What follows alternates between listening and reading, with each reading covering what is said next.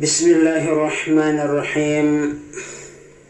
Assalamualaikum warahmatullahi wabarakatuh. Pengajian kita pada kesempatan kali ini yaitu kita membahas kitab Al-Mabadi'ul Fiqhiyah Juz'ul Awal, juz yang pertama dari kitab Al-Mabadi'ul Fiqhiyah yang merupakan kitab fikih permulaan bagi sekolah dasar dan madrasah ibtidaiyah negeri maupun swasta. Jadi bagi para siswa-siswi atau para jamaah yang lain yang ingin mempelajari atau memperdalam kitab fikih, disinilah kita di dalam kitab Al-Mabadi'ul Fiqhiyah membahas dasar-dasar ilmu fikih.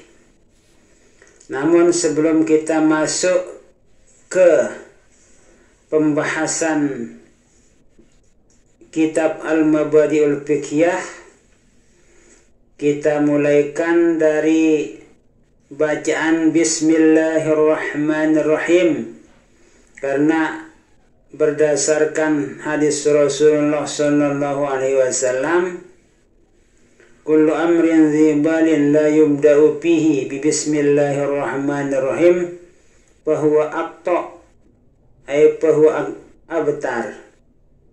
Jadi setiap pekerjaan, setiap masalah, setiap perbuatan yang baik yang tidak dimulai dengan kalimat bismillahirrahmanirrahim, maka perbuatan itu terputus dari keberkahan atau kurang barokahnya. Itulah sebabnya kita memulaikan pelajaran kitab fikih ini dengan kalimat Bismillahirrahmanirrahim. Kemudian kita lanjutkan dengan Alhamdulillahilladzi hadana lihadza wa ma kunna linahtadiya laula an hadanallah. Kita mengucapkan beberapa pujian, berbagai macam pujian kepada Allah Subhanahu wa taala yang telah memberikan kita petunjuk, sehingga kita dengan petunjuk dari Allah Subhanahu wa taala kita mau melaksanakan suatu kewajiban kita sebagai umat Islam untuk menuntut ilmu pengetahuan.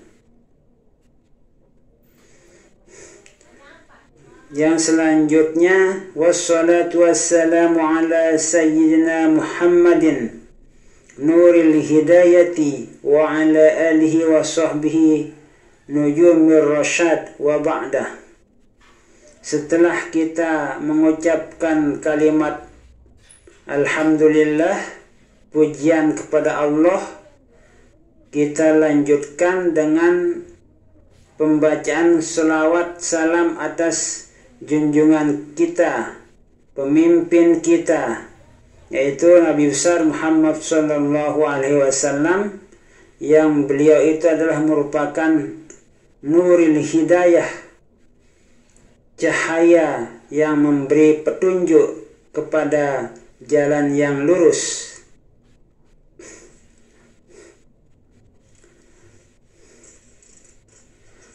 Wa ba'dahu, setelah itu kita masuk kepada pembahasan kitab Al-Mabadi'ul Fiqhiyah, dimulaikan dengan kalimat Bismillahirrahmanirrahim. Jadi kalimat atau kitab Al-Mabadi'ul Fiqhiyah ini disusun dalam bentuk soal jawab. Sin itu berarti soal, jim itu menunjukkan jawab. Di sini as-su'alu, soal, sin. Mal Islamu, apakah agama Islam itu? Jadi apa itu agama Islam? Jadi agama Islam itu bukan agama Nusantara, bukan agama Indonesia, seperti yang dikatakan di dalam media sosial itu ada namanya Islam Nusantara, ada namanya Islam KTP, ada namanya Islam Abangan, ada namanya berbagai macam nama Islam. Jadi yang dimaksud dengan agama Islam itu yang sebenarnya menurut pengertian semua kitab-kitab yang disusun oleh para ulama salafus soleh, ulama-ulama soleh, yaitu huwa dinul ladzi ba'asallahu bihi, huwa dinul ladzi ba'asallahu bihi sayyidina Muhammadan sallallahu alaihi wasallam lihidayatin nasi wa sa'adatihim. Yang dimaksud dengan agama Islam itu ad-dinul ladzi, agama yang ba'asallahu bihi sayyidina Muhammadan sallallahu alaihi wasallam, di mana Allah Subhanahu wa taala telah mengutus yang namanya Nabi Muhammad sallallahu alaihi wasallam itu lihidayatin nas, untuk memberikan petunjuk kepada semua manusia. Jadi semua manusia dimanapun berada, di Indonesia, di Malaysia, di Amerika, di Rusia, pokoknya semua manusia yang ada di atas bumi ini adalah merupakan kewajiban untuk menerima agama Islam. Jadi artinya disampaikannya ajaran-ajaran Islam itu bukan hanya kepada orang Arab saja, tapi untuk seluruh manusia. Itu sebabnya lihidayatin nas. Jadi bukan saja orang Arab, bukan saja orang Ajam, tapi semua manusia. Jadi kewajiban kita untuk menyampaikan agama Islam itu kepada semua manusia. Kalau kita sudah menyampaikan agama Islam itu, kemudian mereka itu tidak mau menerima ajakan kepada mereka untuk mengikuti ajaran Islam, ajaran yang telah diturunkan oleh Allah Subhanahu wa taala kepada seorang rasulnya, yaitu Nabi besar Muhammad sallallahu alaihi wasallam, maka kewajiban kita itu sudah kita tunaikan. Jadi kita tidak memaksakan kepada mereka itu untuk mengikuti agama Islam.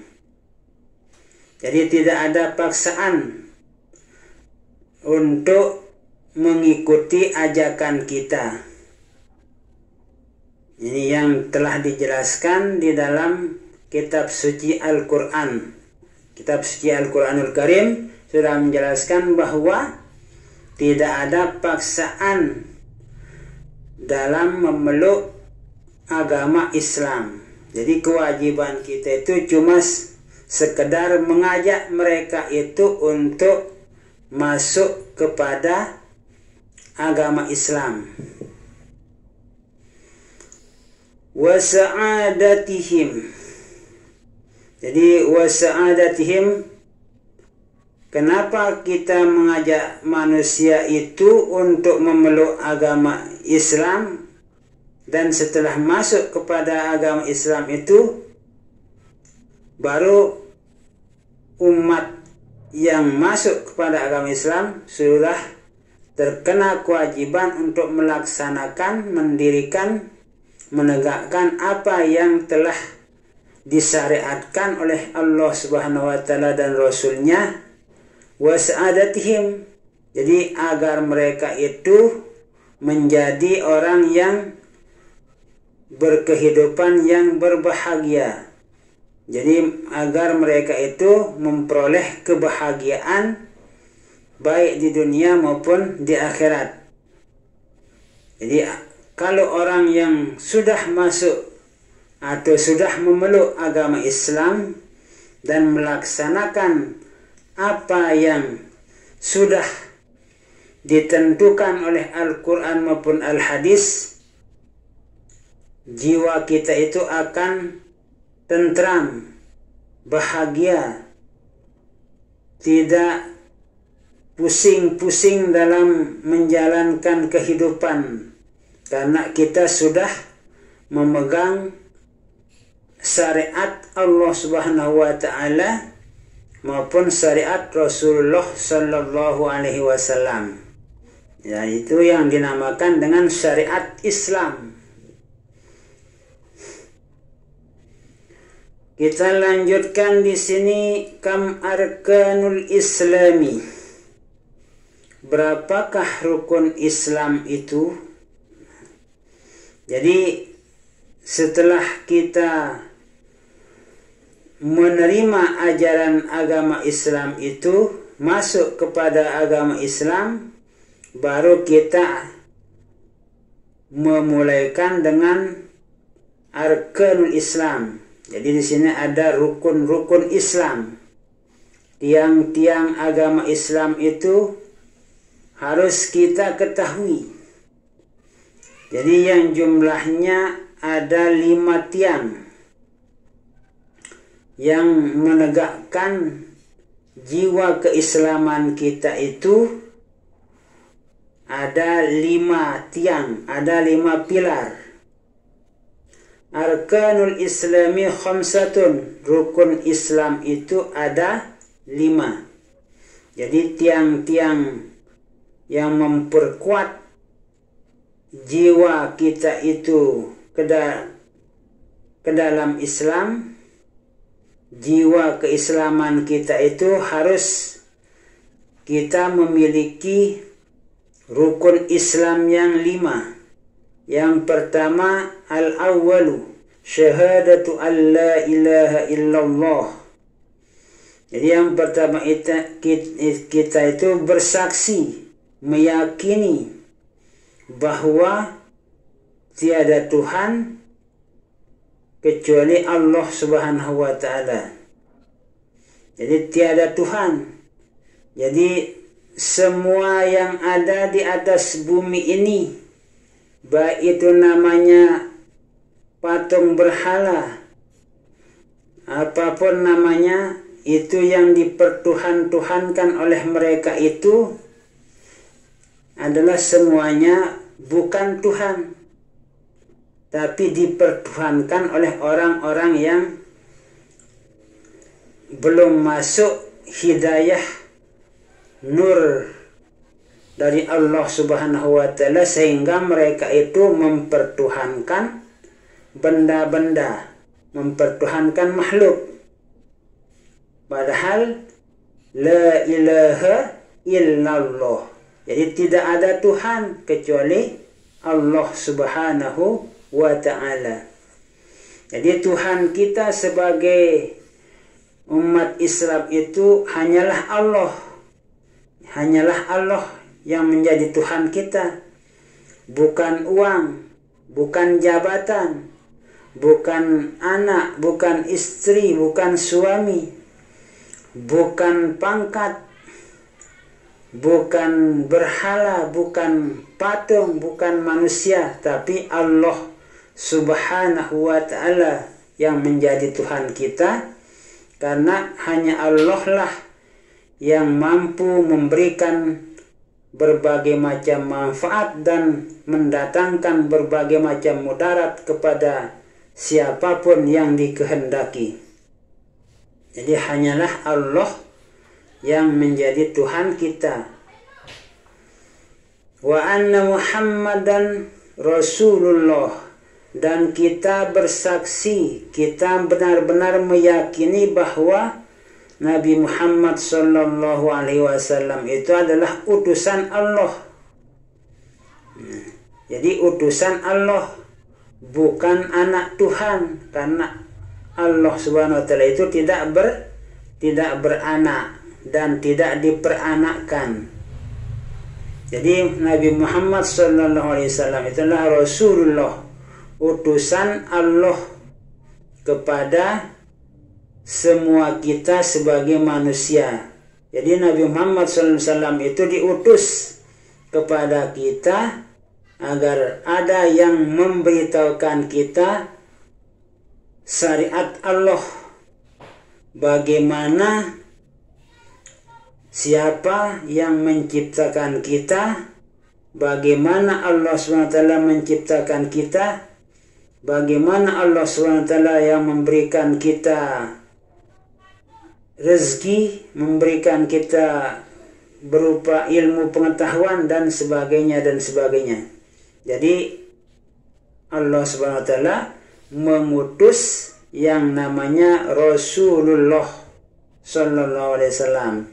Jadi yang diutus untuk kita, yang diutus oleh Allah SWT untuk kita semua di akhir zaman ini, yaitu namanya Nabi Muhammad Sallallahu Alaihi Wasallam, penutup semua nabi, penutup semua rasul.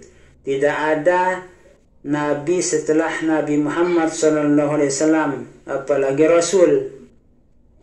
Jadi menjadi penutup semua nabi dan rasul. Kalau sebelum Nabi Muhammad SAW itu banyak rasul, banyak rasul. Jadi 124.000 nabi. Nah, ini. Jadi sebelum Nabi kita Nabi besar Muhammad SAW itu jumlah nabi menurut kitab 124.000 nabi yang ditakdirkan oleh Allah SWT yang telah ditentukan menjadi nabi. Kemudian rasul itu 113 rasul. Kalau rasul itu 113. Namun yang wajib kita ketahui itu ada 25 nabi. Adapun nabi-nabi yang lain itu atau rasul-rasul yang lain itu tidak diwajibkan. Hanya yang 25 rasul, nabi rasul. Kemudian rukun Islam yang kedua as-tsani, iqamus shalah. Jadi setelah kita benar-benar yakin bahwa Tuhan kita hanyalah Allah dan Nabi Muhammad SAW itu adalah Rasulullah, utusan Allah, kita diperintahkan oleh Allah Subhanahu wa taala iqamus shalah. Jadi mendirikan salat. Mendirikan salat itu kita bisa mengetahui bagaimana cara salat itu dengan ajaran Rasulullah SAW, Nabi besar Muhammad SAW, yang mempraktikkan kepada para sahabat beliau bagaimana cara sholat sesuai dengan syariat atau ketentuan dari Allah Subhanahu wa ta'ala. Jadi diajarkan oleh Rasulullah SAW, Nabi besar Muhammad SAW, kepada para sahabat beliau bagaimana cara melaksanakan atau mendirikan sholat. Dan para sahabat Rasulullah SAW itu mengajarkan kepada murid-muridnya, tabi'in. Setelah sahabat itu namanya tabi'in. Kemudian para tabi'in itu mengajarkan kepada para muridnya, yaitu tabi'ut tabi'in. Dan sampailah ajaran yang disampaikan oleh Rasulullah SAW itu kepada kita, yaitu dengan mendirikan sholat 5 waktu. Sholat 5 waktu itu seperti subuh, sholat subuh, sholat zuhur, sholat asar, sholat maghrib, dan sholat isya. Ini ada 5 waktu. Jadi ada 5 waktu. Tidak lebih dari itu yang wajib. Sholat yang wajib. Yang diwajibkan hanya 5 waktu.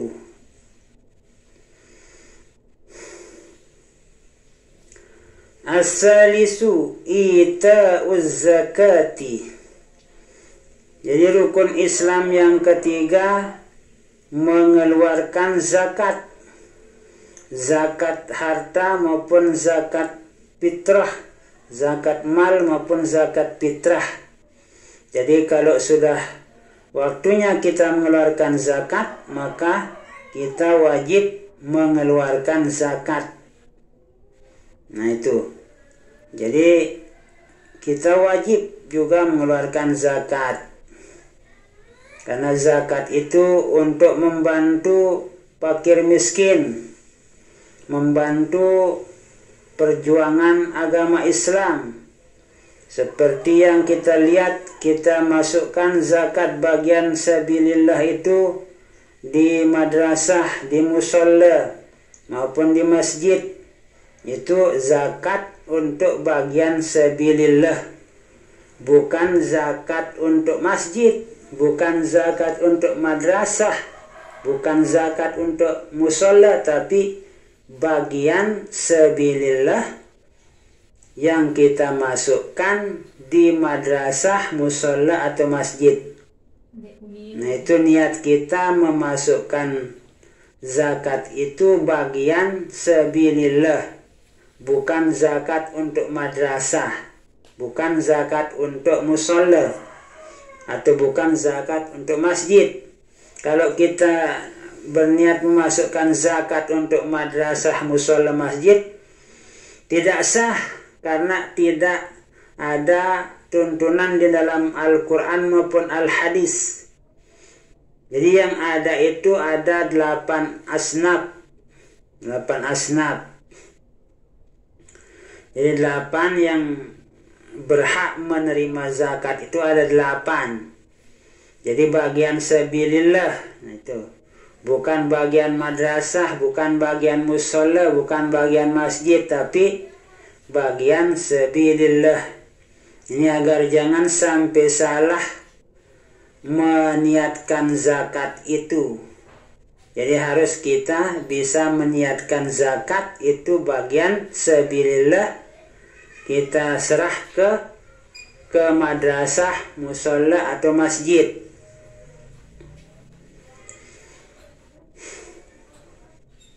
Ar-rabi'u yang keempat, saumu Ramadan, yaitu puasa pada bulan Ramadan. Jadi puasa itu sebulan Ramadan, bukan 1 hari 2 hari. Saumu Ramadan, puasa pada bulan Ramadan. Nah, jadi puasa sebulan Ramadan, itu maksudnya. Jadi puasa sebulan Ramadan. Jadi misalnya ketentuan dari tanggal 1 sampai tanggal 29, atau kadang-kadang bisa sampai tanggal 30. Itu baru 1 bulan Ramadan. Tidak ada dalam kalender Hijriah itu 28 atau 31. Jadi yang ada hanya 29 atau 30. Maka bulan puasa itu, bulan Ramadan itu kadang-kadang 29 hari, kadang-kadang 30 hari. Itu bulan Ramadan. Jadi kita sebagai rakyat Indonesia khususnya itu mengikuti apa yang telah menjadi keputusan Bapak pemerintah kita. Pihak pemerintah kita, Departemen Agama telah memutuskan bahwa tanggal 1 Ramadan jatuh pada hari ini, tanggal ini, bulan ini, tahun ini. Kemudian tanggal 29 Ramadan jatuh pada hari ini, bulan ini, tahun ini, ya misal. Jadi kita tinggal menunggu pengumuman dari pemerintah. Nah itu baru kita mulai melaksanakan melaksanakan puasa pada bulan Ramadan. Kita menunggu pengumuman dari pemerintah. Demikian juga berakhirnya bulan Ramadan itu kita menunggu pengumuman dari pemerintah kita. Nah itu yang keempat. Yang kelima, al-khamisu hijjul baiti lil mustati'i. Yang kelima yaitu haji, hijjul baiti, melaksanakan ibadah haji ke Baitullah bagi orang yang mampu. Jadi bagi orang yang mampu itu mampu dari segi kondisi keuangannya, ekonominya, mampu dari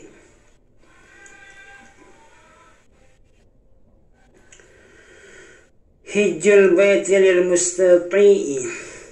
Jadi melaksanakan ibadah haji. Jadi bagi orang yang mampu.